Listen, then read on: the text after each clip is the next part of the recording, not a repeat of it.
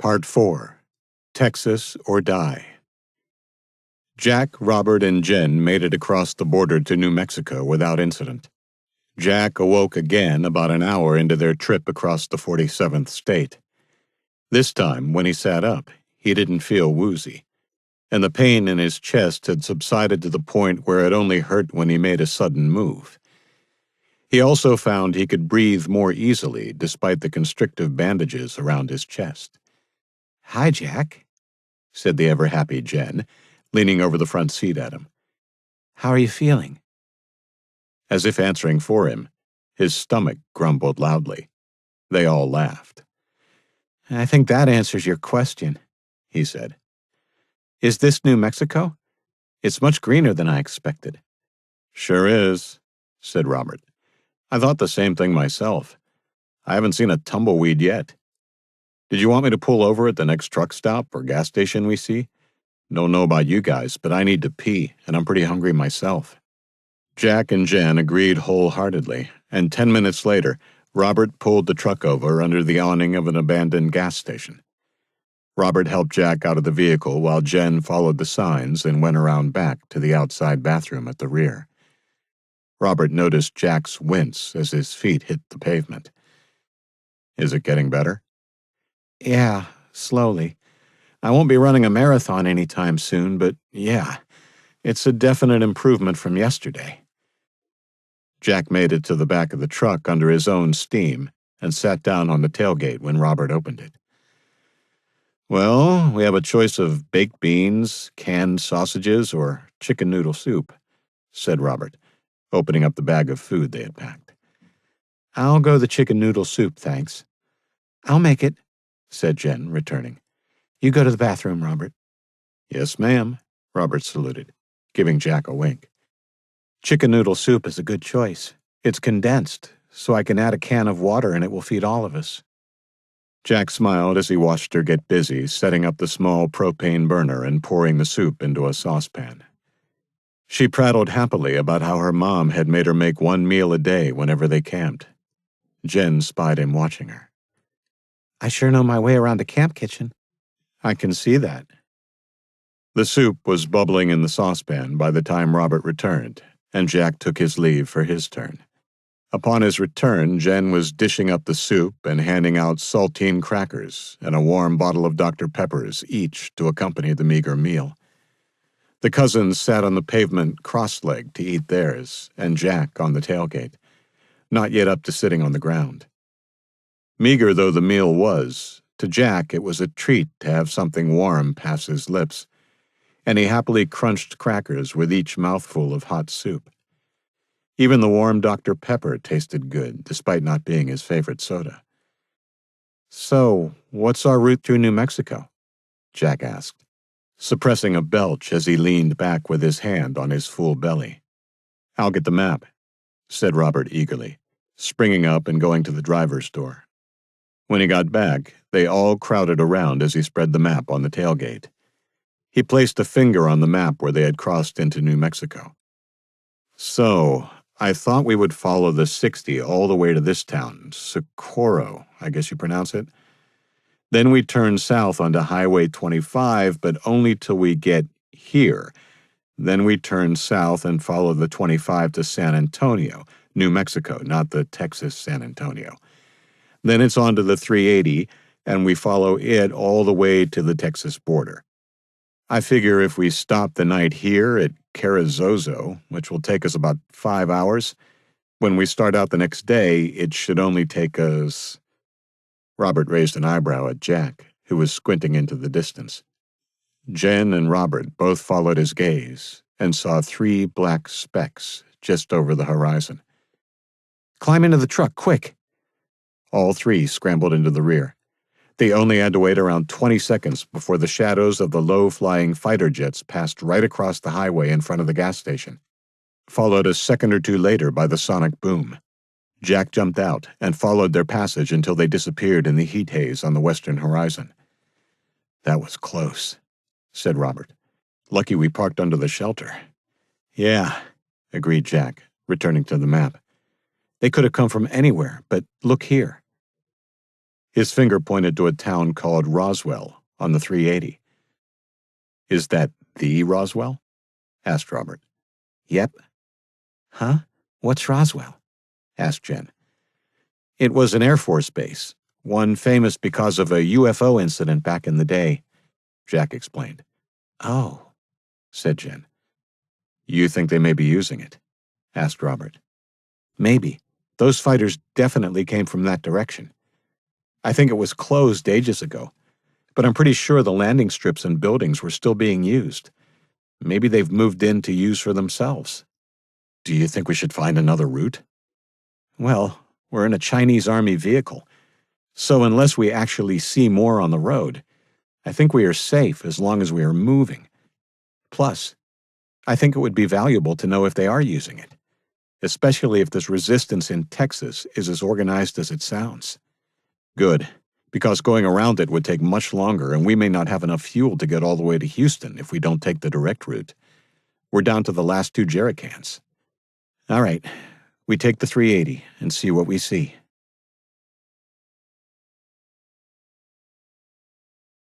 "47. They drove on to Carrizosa without seeing any more air traffic. In fact, the only things they saw moving at all were livestock and a few stray dogs. Arriving just as the sun was going down, they found a roadside motel with a faded American flag hanging wanly from a flagpole next to the welcome sign. Jack felt a pang of sadness at the sight of it. The office was open, so they grabbed a set of keys and then opened the rooms, one by one, until they found one with 2 double beds that looked inviting enough. It was neat and tidy, and they piled in, Jen unable to help checking the lights and water as the boys rolled into the beds.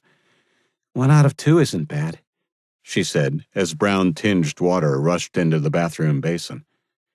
She left the faucet open for a few seconds until it ran clean, then cupped her hands under it and took a drink. Water is good. I think I'll have a cold shower before bed. No offense, Robert, but you could do with one too. Me 3, said Jack, absently scratching under his shirt. I'm itchy as hell under this bandage. Do you think you should? I think it will be okay as long as we can find some soap and one of you helps me dress the wound afterwards. I don't think I need the bandage around my chest anymore. Okay. Well, who wants to go first? We should do it while there is a little bit of light still, and then eat. Jack went first. Both Jen and Robert helped remove the bandages and the dressing on the wound. It looks like it's healing nicely, said Robert. I think the skin is knitting together under the scab. We might be able to take out your stitches day after next. Jack was also impressed. That looks just like the real thing. Good job, Dr. Robert. Well, I'm getting in. I left a soap and a towel for you on the basin sink, said Jen. 20 minutes later, after the most uncomfortably cold shower he'd ever had, Jack put the Chinese-issue army pants back on and went back out into the room. Better? Asked Robert. Well, I'm not itchy anymore, but now I'm pretty cold. Jen unwrapped the last adhesive dressing that the group in Fresno had given them and handed it to Robert.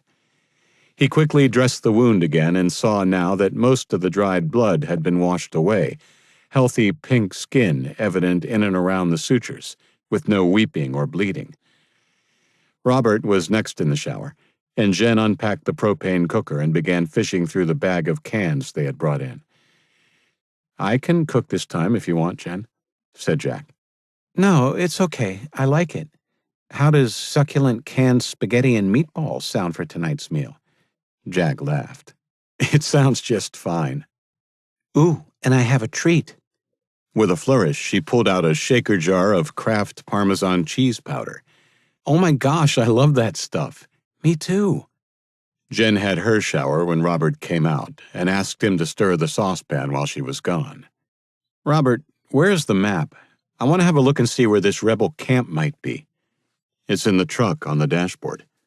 After their meal, with which they consumed nearly a quarter of the full shaker of Parmesan powder, Jack spread open the map on the small table so that Texas was in the center. Okay, here is Houston. Jen, do you remember any other details in the conversation you overheard? Well, she said, Rebels north of Houston, and she said something about them hiding in the trees. Trees? A forest, maybe? Said Robert. Makes sense. Jack trailed his finger north of Houston to a large green patch that was bigger than Greater Houston itself.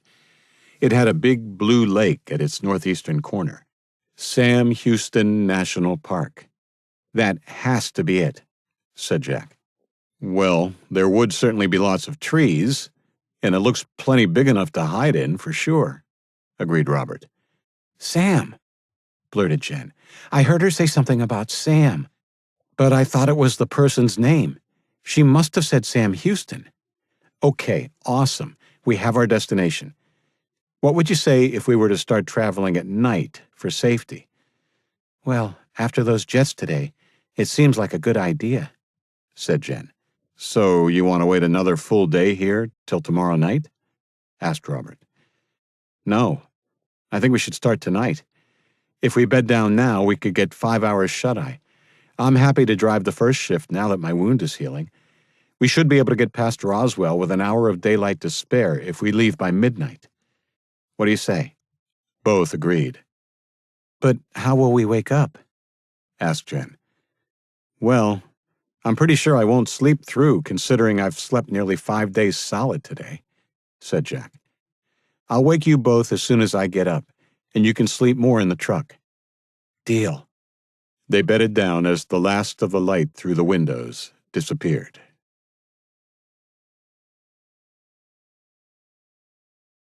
"48. Jack's sleep was dreamless, and when he woke up, it was still dark outside. That was a good start. He'd been worried he'd sleep right through to daylight, regardless of his confidence. He got up and dressed as silently as possible in the dark, then splashed cold water on his face in the bathroom sink before gently waking the others. They were all dressed and began taking their gear out to the truck within 20 minutes. The New Mexico night was cool and dry, and the velvet black sky filled with stars.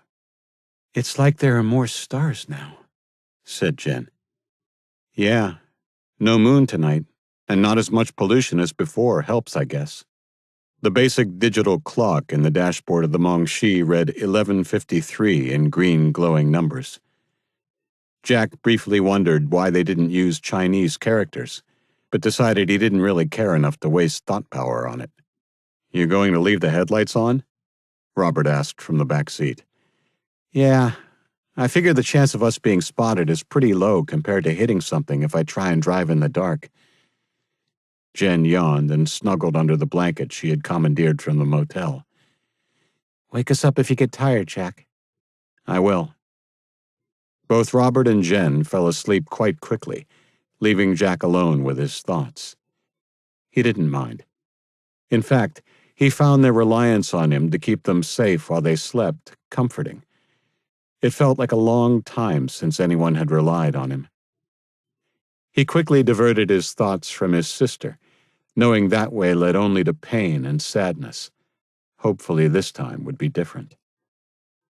It was a long, boring drive, the only distractions the times he had to avoid hazards in the road. Mostly it was dead animals or debris that had blown onto the virtually unused highway. But the one that stuck in his mind was the burnt-out wreckage of a car that was strewn across 100 yards of highway. It was no ordinary wreck. The scorch marks on the road and the pattern of the debris around the main shell of the vehicle told him it had almost certainly been taken out by a missile from a helicopter or fighter. It made their decision to travel at night seem prudent. Still, he was glad his 2 passengers weren't awake to see it. The clock glowed 4:07 a.m. when he passed a sign declaring Roswell to be 50 miles ahead. Good. Unless there was a major catastrophe, they would pass it by with nearly an hour of darkness to spare. Not long after, Robert stirred in back. "Where are we?" he asked, looking at the darkened road ahead. "We'll pass Roswell in about 25 minutes. If you guys think it's worth the risk, I think if we keep going, we could reach the border just after sunup." Well, there's a little town called Plains just over the border into Texas. It would be a good one to stop at if you don't think we'll be spotted in that first half hour after dawn. Okay, good. We'll run it by Jen when she wakes up, but I think it's the way to go. Corporal Peter Min was startled from sleep by the sound of a ping at his workstation. He wiped away the dribble of saliva at the corner of his mouth and looked around guiltily. Lieutenant Wong was nowhere to be seen. The fat man himself was probably taking an alcohol-assisted nap in his office. Min's fingers danced over the keyboard as he sought out the signal that had interrupted his unsanctioned nap. It was a GPS signal, one of their vehicles traveling from the west. Strange hour for someone to be on the road. He knew for a fact that there were no visits scheduled for the next few days. He had checked the manifesto at the beginning of his shift. He felt a spark of excitement. For the first time since he had destroyed the Mercedes sedan that had been driving west out of Texas 3 months before, he could pilot a drone into the skies above Roswell for something other than practice. Min practically jumped out of his chair and ran to the control room. Within minutes, he was seated and in the 3D headset, the compact flight controller of the Golden Eagle strike drone in his skillful hands. On the roof above, the large gray drone lifted into the air. This was no toy. It was a sophisticated helicopter drone the size of a motorcycle, and its twin rotors, one above the other, hummed like angry wasps as its pilot took it up 100 yards before sending it traveling at speed over the desert floor. The 2 anti-tank missiles secured to its fuselage just above the landing rails were almost indiscernible. Even though they were speaking in hushed tones, Jack and Robert's conversation roused Jen from her sleep. She sat bolt upright and looked through the windshield. "Where are we?" she said, looking around at the low-rise buildings and storefronts. "Morning, Jen. This is Roswell. We're just driving through the town. There should be a right-hand turn soon, and that road leads down to the old Air Force Base. We won't be going down there, obviously." "So you think there are Chinese there?" "I think it's really likely." "Then maybe they'll be in town, too." "Well, maybe, but we're driving straight through in the dark and not stopping, so we should be okay." She nodded absently as she took in the alien-themed shops and signs illuminated by their headlights as they passed. "Do you guys believe in UFOs?" Jen asked, unaware that at that very moment a flying object of a different kind was overhead and tracking the movement of their vehicle. "I find it difficult to believe that in all the universe we're it," said Jack. "Whether aliens have come here, though, who knows?" "Yeah," said Robert. "I'll believe it when I see it." "Well, I believe," said Jen, winding down her window and poking her head out to look at the firmament above. 4 miles away, Corporal Peter Min viewed the Mongshi through the infrared camera on his deadly drone. It drove straight past the turn to the base and continued along the 380 without slowing down. He took the drone down for a closer look and switched to normal camera, but it was still too dark and the headlights too bright to make out anyone in the cabin. As he switched back to infrared, all he knew for a fact was that it was definitely a Chinese Army vehicle. He just had to assume that it was an oversight by whoever had authorized the journey through New Mexico to not let them know. He began to increase altitude and was about to call the drone home when a white blob shape appeared at the side of the truck's heat signature. He quickly reversed the move, bringing the drone back down, this time to 50 yards. Someone had put their head out of the side window, and their bright heat signature showed enough detail that he could see they had long hair. A woman? Almost certainly, as no male soldier would be allowed to wear their hair long. The unknown woman was perhaps enjoying fresh air, or the stars, or perhaps looking right at his drone. He switched to normal view again, but it just turned the truck into a black shadow trailing the twin beams of its headlights. Something didn't feel quite right about the whole thing, though. Min decided to continue tracking the vehicle until daylight. The sky on the horizon was just starting to turn blue with the rising of the sun as they passed a sign showing them the border was 5 miles away. "Oh my gosh, we're nearly there," squealed Jen. "Don't get too excited," said Robert, noisily unfolding the map in the back seat. "Texas is really big, and it will be another night's drive before we get there for sure." He traced his finger along the 380 to the small town of Plains. "I think once we cross the border, it should only be another 15 or so minutes to that town." "Okay, cool," said Jack, stifling a yawn. "I'm about ready for a nap." Dawn had arrived, and the flat expanse of the New Mexico plains was revealed as the curtain of night was lifted. The small, stretched shadow on the road behind them began to close in. Jen was the first to spot the drone as it shot ahead of them.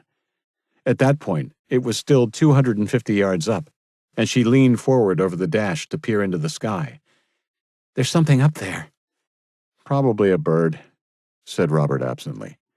No. I know what a bird looks like. I think it's a helicopter." Even as she spoke, the object dropped quickly to level off at 20 yards elevation and about 25 yards ahead, keeping pace with their progress. "Oh, crap, that's a drone," said Jack. "A big one."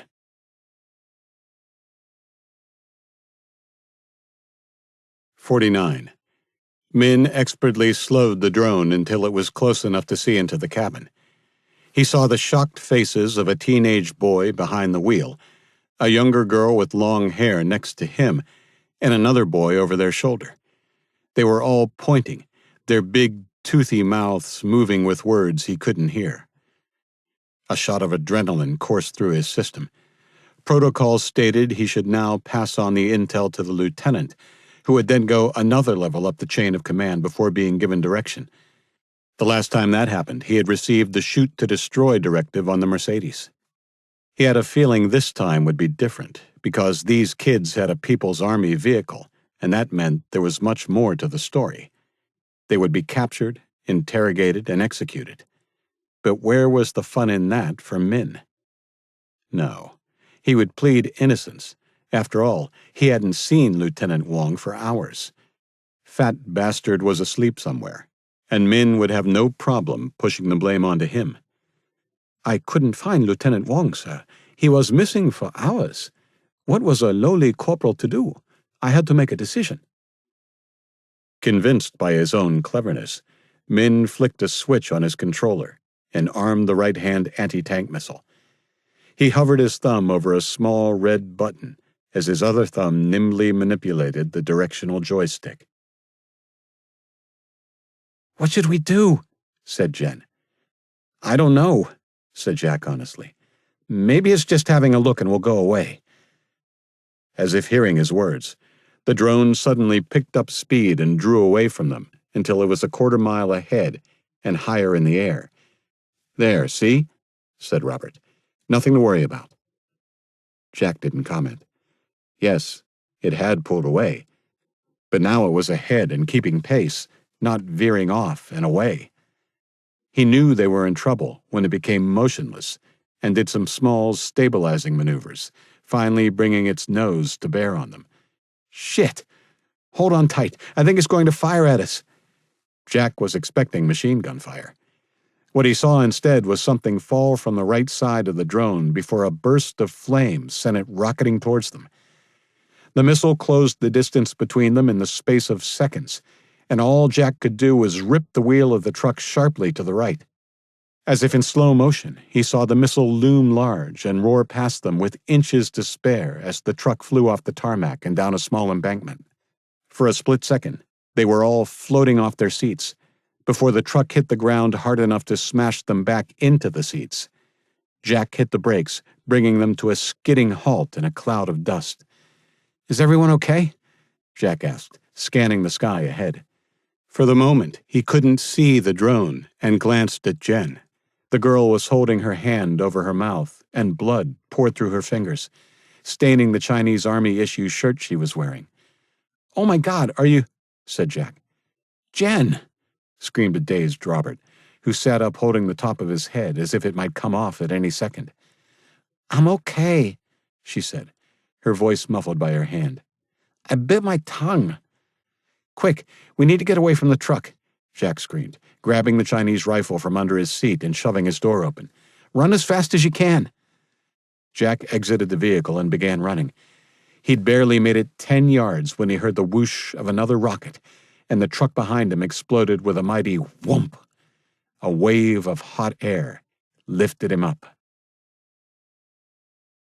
Corporal Min let out a string of expletives in Mandarin when the first missile crashed harmlessly into the asphalt of the 380. The kid had got lucky. Real lucky. He wouldn't miss the second time.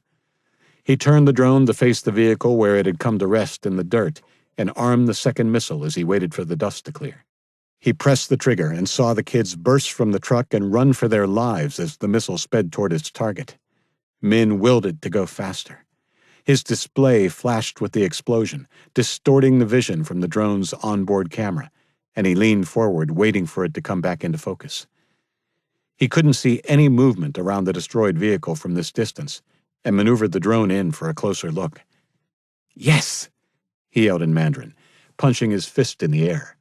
All three were down and unmoving. He waited for a minute as he noted the coordinates. There was still no movement. He switched to autopilot and hit the home button. Time to find the fat man and make a report. I think it's gone, called Jack, his face still against the dirt. Both Robert and Jen had let him know they were okay after the explosion, and even though they were no doubt in shock, they had the sense to stay down when he told them to as the drone buzzed closer to inspect its handiwork. Jack was the first to his feet and ran over to where Jen was slowly picking herself up off the ground.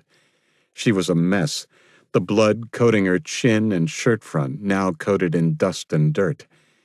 He quickly patted out the wisp of smoke coming from a smoldering patch on the shoulder of her shirt. He grabbed her shoulders and looked into her eyes as Robert limped over, also looking worse for wear. Are you okay, Jen? She nodded. Yeah, I'm good. My ears are ringing, though. Robert put his arm around her shoulder. You look a damn mess, cuz. But you're tough, all right. He looked at Jack. What about you? Jack lifted his shirt away to look at his bandaged wound. Not bleeding, but stings a bit. Okay, that's good. What now? Now we walk. As fast and far as we can, because almost certainly they'll be sending someone out to pick up the bodies and see if they can work out how a bunch of kids got one of their trucks. They didn't waste any time setting out. There was nothing to pack. The only thing salvaged from the truck was the rifle Jack grabbed as he exited the vehicle. It's about 4 miles to the border. I say we walk till the sun is high in the sky and hope we come across somewhere to hide if they begin to search for us. A small town would be better, but I'm not sure we'll find one. Well, allow me to check, said Robert, reaching under his shirt and pulling out the folded map. You got the map? You are a legend, Robert, said Jack, clapping him on the back. They spread the map out on the road surface. There were no towns before the border, but there was a network of side roads right up to it. I think we just have to walk and see what we see as we get closer. There will be buildings and houses on the highway, but it will be better to find somewhere off the beaten track because they'll be looking in the closest ones first. They set out.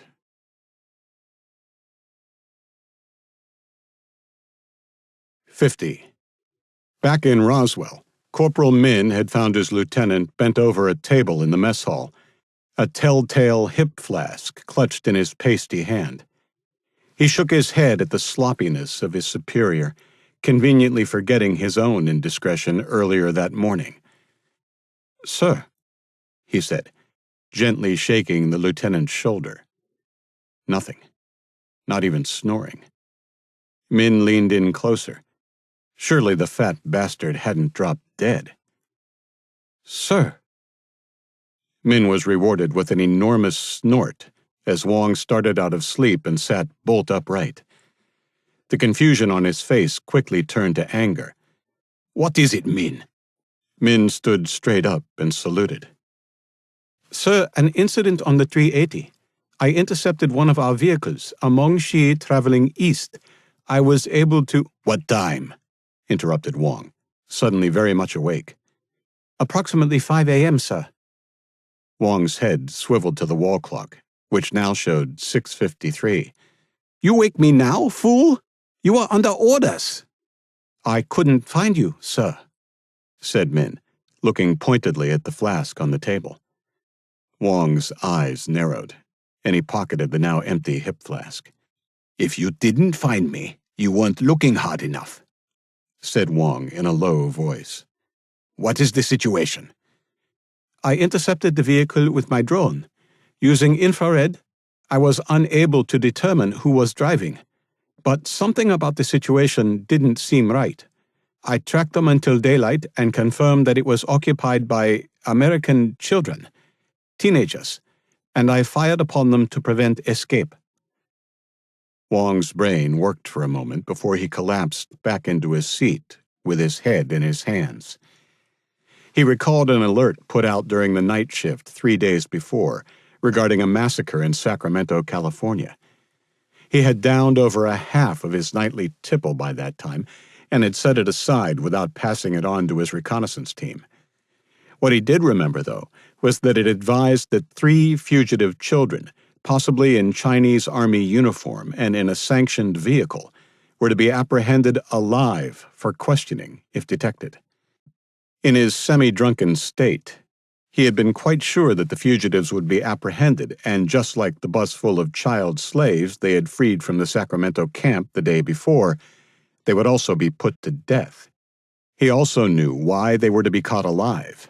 Not only had they killed a high-ranking officer and her staff at the camp, they had also kidnapped and later killed Eva Hao, the daughter of General Wang Hao, commander of ground forces in the Western Occupied Territory. They are dead? Yes, sir, said Min, puffing his chest out. Oh, you bloody idiot! Sir? You killed fugitives that are wanted for questioning in the murder of General Hao's daughter. They were to be captured alive at all costs. Min's face paled.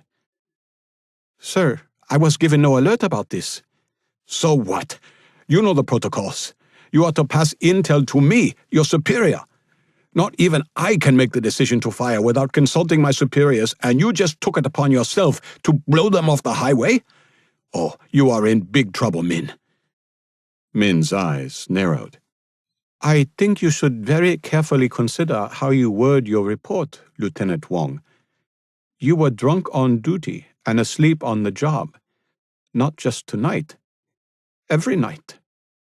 Wong moved extraordinarily fast for a big man. He grabbed Min's arm with his left hand and drew his QSC-92 pistol and pointed it at Min's face. The corporal put up his free hand immediately.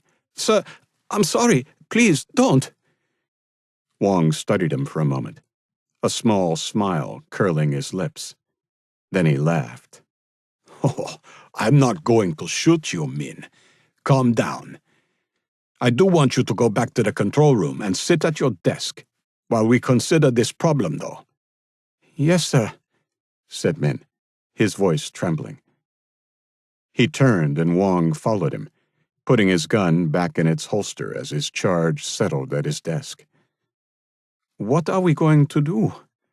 Asked Min, looking up at him, his eyes again calculating. You know we'll both be in trouble, and you were in charge. Maybe the solution is to bury this.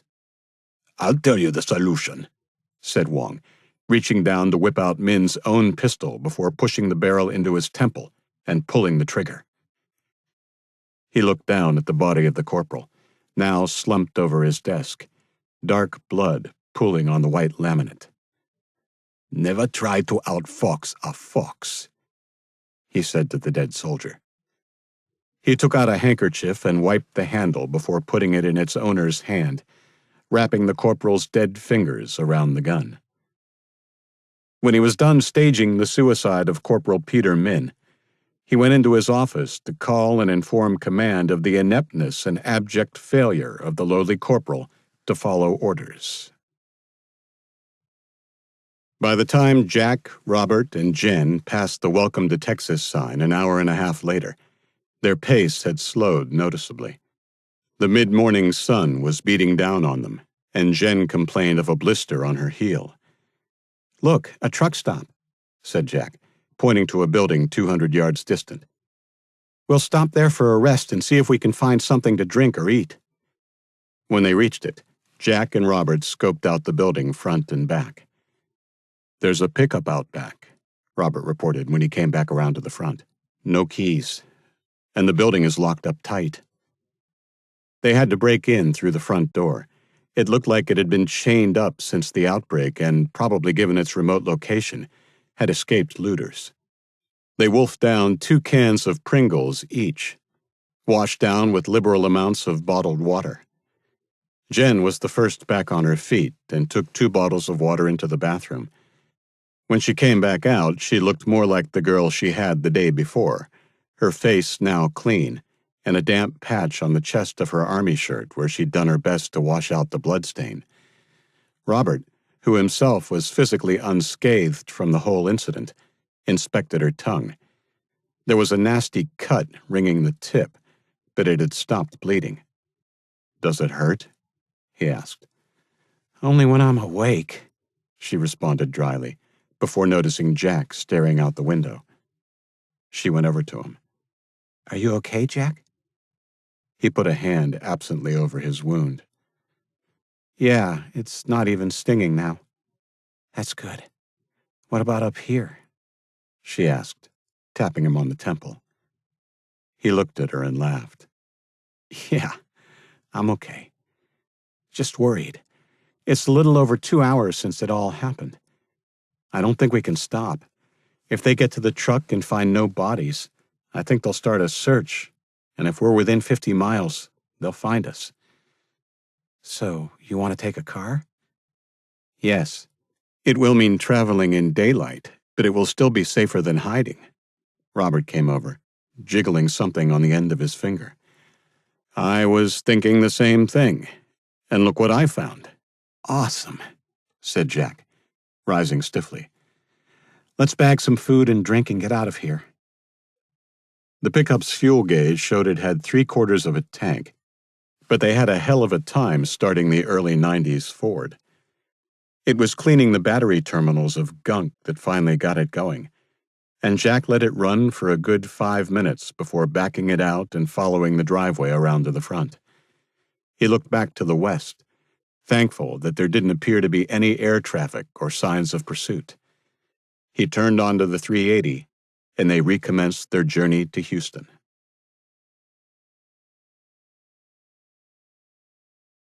"51. Almost exactly 1 hour after Jack and the others turned back onto the 380, a Harbin Z-9 helicopter with a People's Liberation Army insignia on the side landed on the highway, 50 yards from the burnt wreckage of the stolen Mongshi. Before the rotors had stopped spinning, a tall, well-built man in uniform bent at the waist and walked purposefully to the edge of the road. Another figure emerged from the helicopter, this one also in uniform but shorter and more rotund than the tall man, who looked back at him impatiently as he ran, huffing and puffing, to catch up. "Come on, keep up," said Colonel Zhang Li, assistant to General Hao. "Yes, sir," groaned Wong as he followed the colonel down the embankment. The shell of the vehicle was still smoking as Li leaned in to inspect the interior. There were no signs of human remains inside. He stood up straight and walked slowly around the vehicle, looking carefully at the ground. Wong followed a pace or two behind, fanning himself in the hot New Mexico sun. Finally, the taller man came to a halt and looked into the distance, his hands clasped behind his back. "They are not dead." "Pardon me, Colonel." The handsome officer turned around and pinned him with his eyes. "I said they are not dead. They escaped the vehicle and are now hiding or on the run again." "That's not possible, sir. Look at the vehicle. Clearly they were incinerated to ash." "Oh, yes? What's this, then?" Wong looked at the ground, where there were multiple splashes of blood and at least 2 sets of footprints in the sandy soil. I'm sorry, sir. I was relying on my dead subordinate. No matter, said Lee, holding up his hand. Believe me, this is a better outcome for you. The general wants these little brats alive. Come, the search must begin at once. Jack was yawning an hour and a half into their drive and pulled over to let Robert, who had dozed for the first part of the drive, take over. Jen, in the middle and clearly exhausted, only stirred when Robert gently eased her head off his shoulder. The 2 boys briefly discussed the route at the front of the truck. They decided to drive to Waco before stopping and reevaluating both the fuel situation and the route. But Jack was hopeful they could at least make Waco before they had to change vehicles. Jen didn't wake, and soon her head was resting on Jack's shoulder as they turned right onto the 84 and began heading southeast. Jack soon fell asleep, too. Less than an hour after inspecting the wreckage, and while waiting for satellite imagery, Colonel Lee was personally overseeing a squad of 12 men searching home by home as they swept towards the Texas border. The images were delivered to his laptop after another half hour. The series of grainy images clearly showed the children walking down the 380 until they stopped at some sort of restaurant or truck stop for 20 minutes before driving away in a white truck. He could see the very building just 100 yards down the road. Everybody back to the trucks. The little bastards already have a couple of hours start on us, and I want them before they go to ground. We'll be going on ahead. He ran back to the chopper and handed his laptop to his assistant, Cho, as he climbed in. I want that vehicle tracked by satellite, he said. Should we notify the Texas command to intercept them, sir? She asked. No. Let's keep this to ourselves.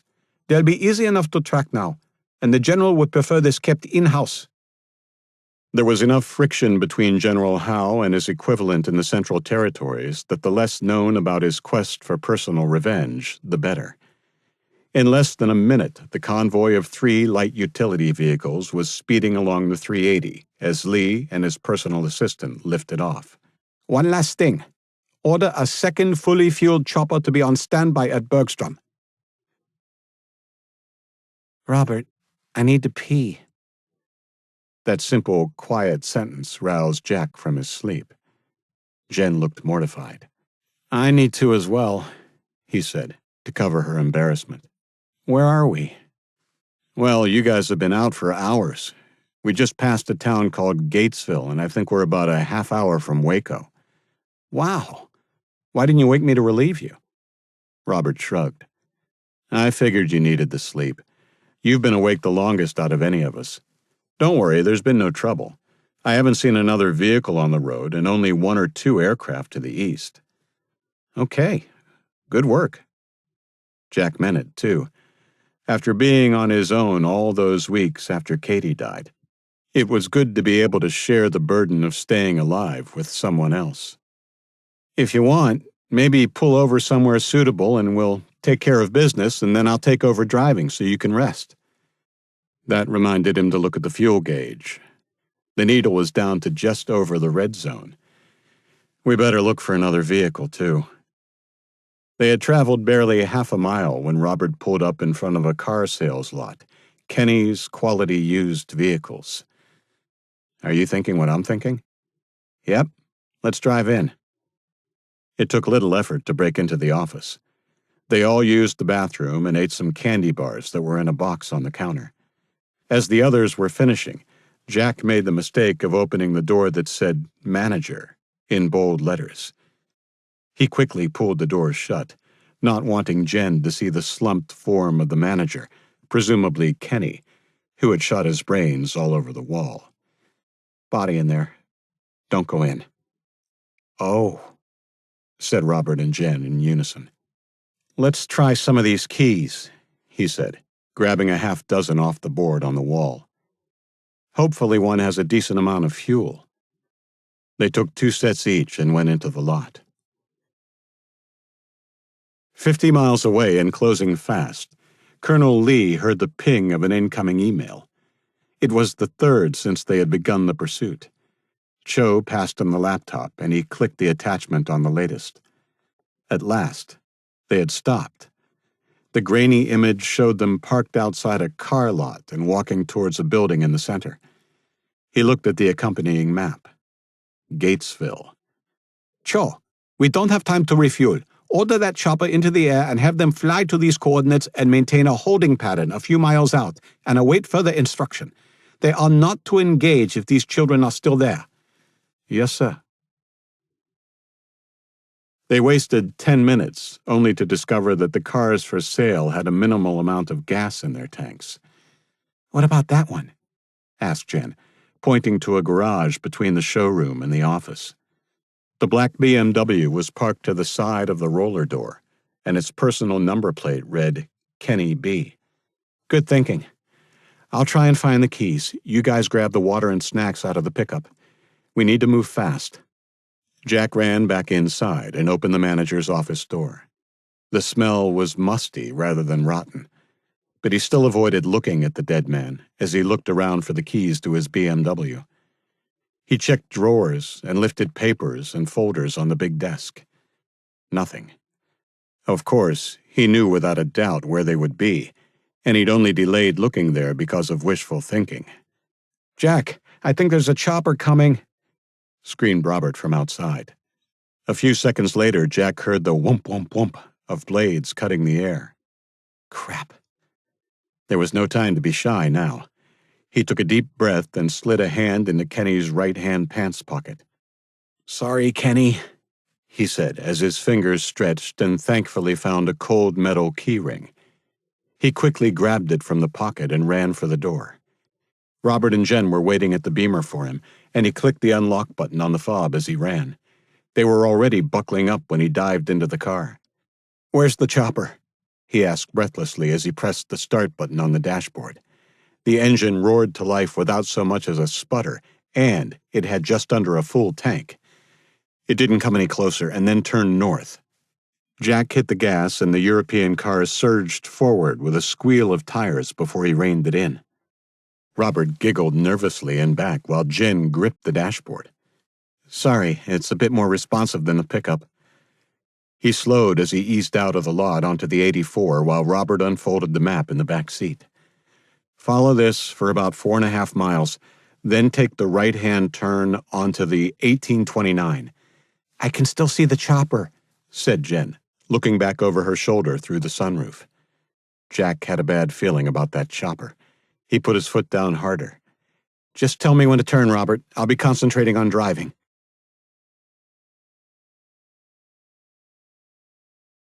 52. Colonel Lee and his assistant boarded the second helicopter less than 30 minutes after the children had left. The chopper had tracked them until they passed a town called Temple and observed which route they took, before turning back to pick up Lee and his assistant at the car yard. It was a simple equation now to work out where the fugitives were headed. The rebel encampment in the Sam Houston National Forest was their obvious destination. He would ensure they didn't reach it. Go. Straight to Temple, then follow the 190. They won't have turned off that yet. His ground team would continue by road, following directions sent by Cho as they received updates. Lee felt the hum of adrenaline in his system, a hunter about to bring down his quarry. How will we find the rebel camp when we get there? Asked Jen. I don't know, admitted Jack. I guess we'll drive in as far as we can, then dump the car and go on foot. But it will be like trying to find a needle in a haystack.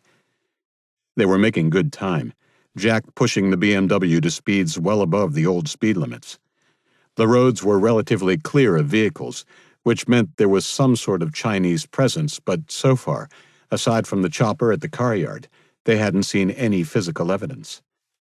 You'll be turning right off the 190 in 1 mile, said Robert from the back. Okay. Jen, are we still clear?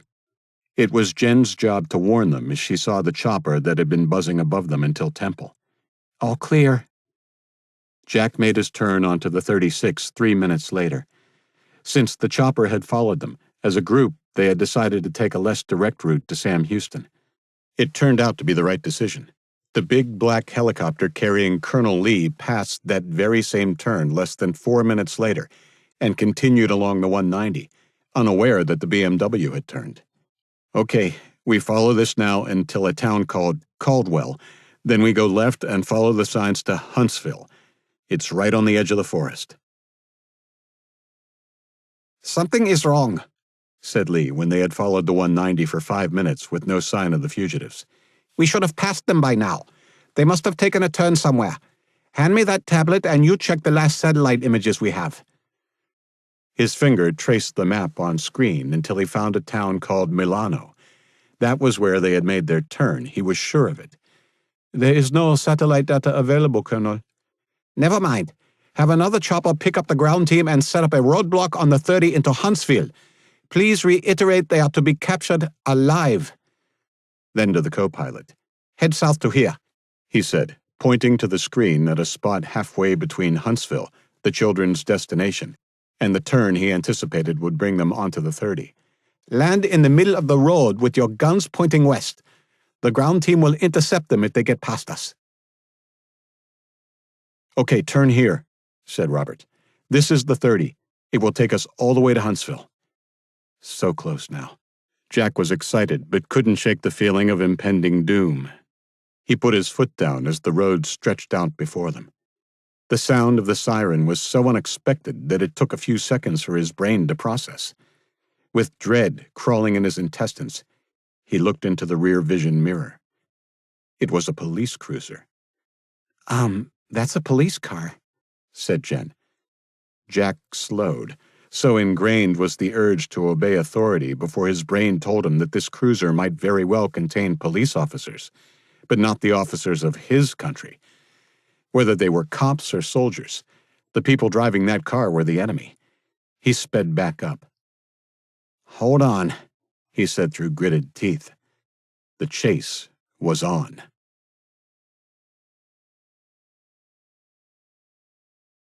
53.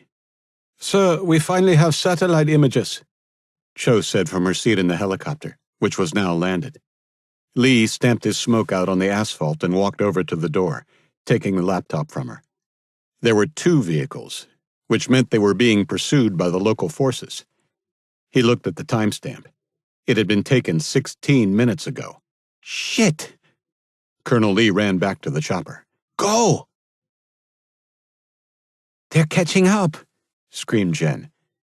Jack looked in the mirror.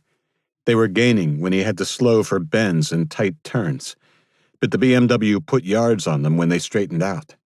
Still, he struggled to find a way out of this for them.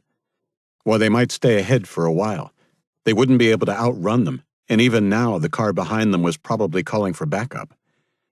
"Robert, you have to try and shoot their tires out," said Jack, reaching under his seat and passing the assault rifle back to his friend. Robert put his hands up.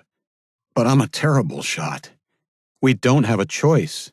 "You can do it, Robert," said Jen. Jack glanced in the rear view, willing Robert to do the right thing. He paused a second, then, looking unhappy, grasped the rifle like it was a live snake and unclasped his seatbelt.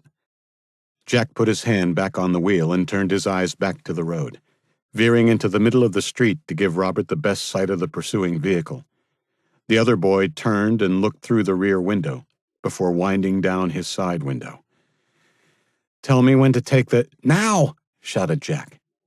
Robert put his head and arms through the window, holding the gun precariously, and tried to stabilize himself. The car behind them began to swerve evasively as he pulled the trigger. Jack, trying to watch the road ahead and also see what was happening behind, had to swerve at the last second to avoid a bucket that had blown onto the road. Jen screamed, and Robert groaned as his chest banged into the sill of the door. To his credit, he just managed to keep a grip on his weapon. That's when a bullet pinged off the roof of their own car. The passenger in the pursuing vehicle had his hand out the side window and was shooting round after round at them. "Robert, try and shoot their tires out." The passenger side mirror exploded, and Jen squealed. Jack heard another metallic ping as a bullet struck the trunk. Then, in his mirror, saw the gunman pull his pistol in, presumably to reload. He steadied their course again. "Now, Robert, he's reloading!" Robert squeezed the trigger, and the car behind them exploded in a massive fireball, the shockwave nearly causing Jack to drive into the gutter. He managed to straighten up and tap the brakes, slowing the BMW to a stop. "He said to shoot out the tires, Robert," Jen scolded. All Robert could do was giggle. Jack opened the door and climbed out.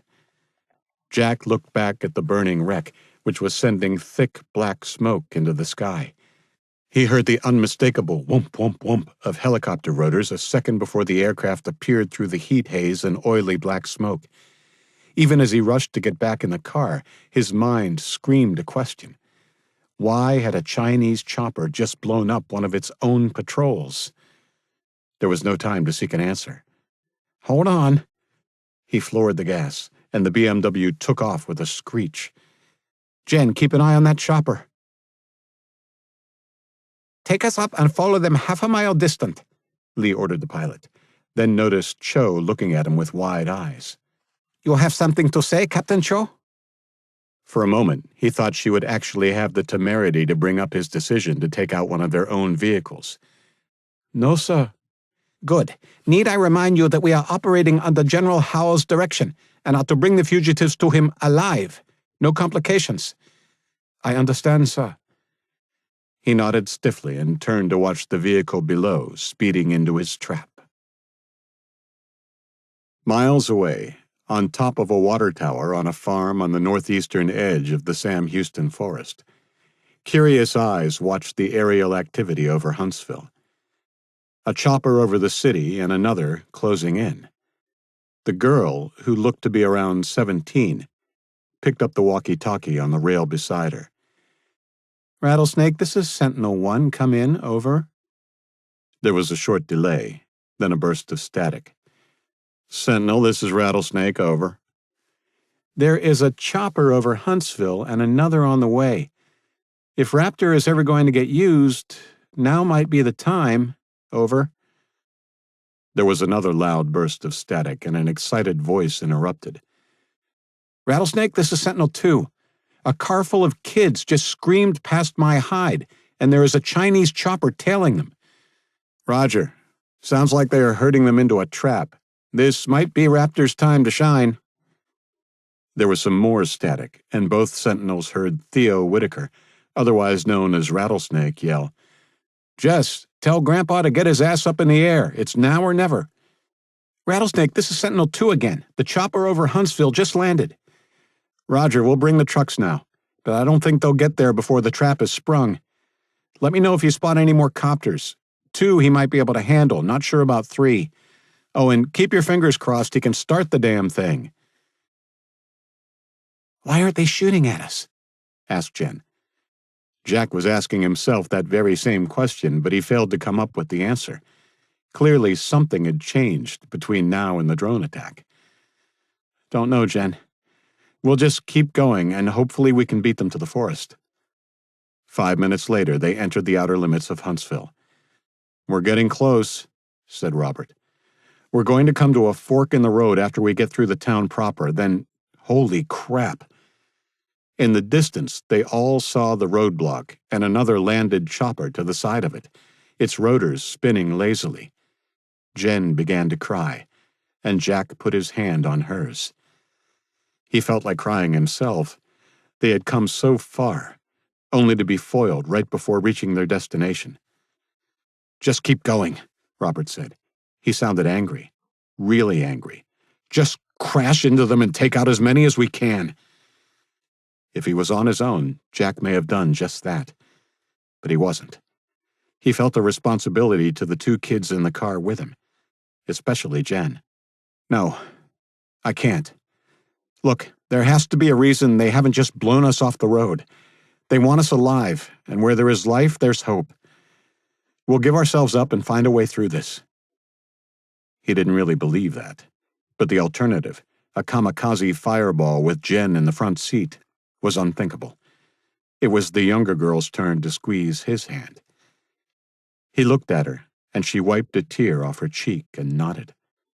Robert patted his shoulder, tacit approval to surrender. Jack began to decelerate. Looks like they aren't going to try and make a run for it, sir, the pilot said. Lee sighed and relaxed into the uncomfortable seat. Thank God it was over without more drama. The general would be happy. Good. Follow them to the barrier and land behind them. Keep the guns ready until they are cuffed. Yes, sir. Holy shit! It took Lee a moment to identify what caused the pilot's outburst, but by then the silver streak coming out of the sun and low over the town was on them. Even over the noise of the chopper's rotors, he heard the unbelievable rat-a-tat-tat of machine gun fire. Lee was still trying to make sense of what he was seeing as the men at the roadblock tried to run to safety, as a silver-colored World War II fighter with a distinctive ring of yellow on its nose strafed their position, mowing them down with a line of machine gun fire that erupted in a shower of sparks as it bit into the stationary helicopter. A rotor flew off the helicopter, cutting one of his team in half as the chopper tipped onto its side, the remaining blades biting into the asphalt and breaking up before one pierced the fuselage of the chopper, igniting the aviation fuel. The chopper exploded in a massive fireball, bathing the surviving members of the ground team in flames. The pilot took evasive action, and Colonel Lee's chopper wobbled dangerously as they veered hard to the right to avoid the ancient fighter as it began to ascend.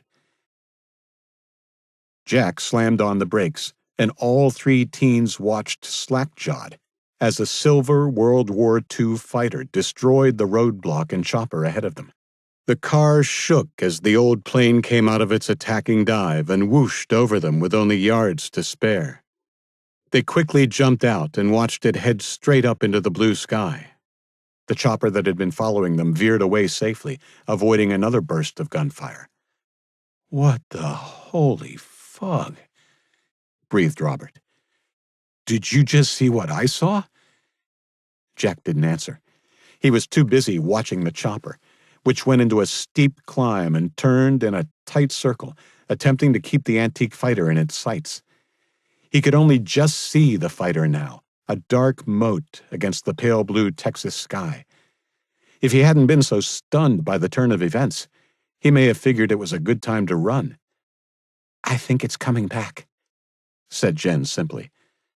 She was right.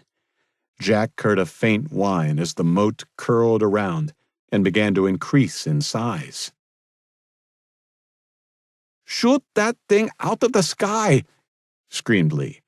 His pilot, clearly panicked, turned the plane and began to climb, seeking out the silver streak. It was well out of range by that time. The pilot steadied out at 800 feet and armed his air-to-air missile as the silver mote in the distance banked and began heading back towards them. He flicked the cap off the trigger. It's coming! Fire, you fool! But, sir, it's too far out. I said fire! The pilot adjusted the craft so that its nose was pointing directly at the incoming fighter. Now! Screamed Lee. The pilot fired, and the craft shook as the missile took flight. Lee held his breath as the missile shot towards its target. With plenty of time, thanks to the distance between them, the old fighter banked to the right, and the missile sailed past harmlessly. The plane closed quickly, and flames appeared beneath the wings on either side. Lee let out a triumphant laugh before he realized the small flames were from guns. The pilot took evasive action, but not before heavy rounds thunked into the side of the Harbin Z9, blowing in the side window. The whine of the attacking plane faded as it rushed past. Lee looked desperately through his window, trying to track the enemy fighter as Cho rested her head on his shoulder. Lee shrugged it off angrily. What do you think you're— Cho's eyes stared into nothing, the blood blooming on her uniform from 2 punctures to her belly and chest, answering his unfinished question. That was enough for Colonel Jiang Li. Half a yard to the right, and it would have been his guts leaking onto the seat. Get us out of here! Yes, sir, said the pilot gladly. Lee stared through the window as the chopper ascended to cruising height and sped west. General Howe's disappointment would be palpable. If he survived it, Lee vowed he would raze every acre of that damn forest and not leave until he had those children in shackles. Jack, Jen, and Robert danced in the street, whooping and hollering as the chopper that had been pursuing them high-tailed it westward. Then they did it all again, as the old fighter that saved them buzzed low over them and waggled its wings before heading after the escaping chopper. They watched, waiting for the kill shot that never came, as the plane again turned and headed back, this time descending as it flew towards them, gradually getting lower and lower. "He's landing," said Robert. They ran to the sidewalk and watched the old plane wobble side to side as it steadied for landing. The tires touched the asphalt once, twice, 3 times before steadying as it sped towards them. "He's coming in too fast," called Jack. He needn't have worried, as whoever was piloting the old beast knew what they were doing. The tires screeched as the plane shot past them, rapidly decelerating before coming to a complete stop, 50 yards before the burning chopper and roadblock. Jack held Jen back as she made to run across to the plane. "Wait till the prop stops spinning," he called over the noise and wind thrown up by the propeller. The pilot slid open the canopy and was climbing out onto the wing as they ran across. Jack could tell by his stiff movements that he was older, and a million questions circled in his head as the man pulled off his goggles and helmet. The children stopped in their tracks. The man had a full head of white hair topping a weathered face. He was Asian. The man let out a roar of laughter. "Don't worry, kids. I'm as American as apple pie," he called. "Yee-haw! Did you see the old girl give it to them?" Jen ran to the old man, her arms encircling him in a tight hug. "Thank you for saving us," she sobbed into his chest. He hugged her back. "Ah, you're welcome, honey." "Yeah, thanks," said Robert and Jack in unison. The old man realized how scared these kids had been. "It's my pleasure, kids, but I couldn't have done it without Betsy," he said, nodding at the plane behind him. "She's a beauty, sir." "What is she?" asked Robert. "Isn't she just? That, my boy, is a Curtiss P-36 Hawk. A museum piece, literally. She was built in 1944. "Are you a pilot, sir?" asked Jen. "I am, young lady, or was. I was a commercial pilot in the 80s and 90s, and then I did joy flights and air shows in aircraft like this. I can tell you, though, I've never been in a dogfight before." "It has guns?" asked Jack. "Well, you don't fly these things without learning a thing or two about mechanics. It took me 3 months, but I finally scavenged and stitched together enough parts to get working guns mounted." "Glad you did. Want to hear the funniest part? I was out of ammo. If that chopper had stuck around, I was going to have to kamikaze it." The kids were speechless. None of them doubted he meant what he said. There was no more time for questions, as right then they were interrupted by the sound of vehicles approaching. "Don't worry, kids," said the old man. "They're ours." "You're with the rebels from the forest?" asked Jack. "I sure am." He stuck out his hand. "My name is Charlie Lynn, but you can call me Grandpa. Everyone does." They had barely introduced themselves by name to him before the trucks rolled up, and a bunch of kids spilled out to crowd around and excitedly fire questions at them and Grandpa about his escapades. Jack, Robert, and Jen smiled at the attention and laughed as Grandpa was lifted and carried triumphantly around Betsy. The brief celebration was ended by a boy who introduced himself as Theo Whitaker. Jack was impressed by how quickly everyone followed his instructions, piling back into the trucks as Grandpa climbed back aboard Betsy and taxied into position for takeoff. It took an hour to get back into the camp, deep in a secluded part of the forest. Jack, Robert, and Jen were welcomed there with open arms. Jack knew instantly he had finally found a home and a new family. Now, it was time to begin healing. The end.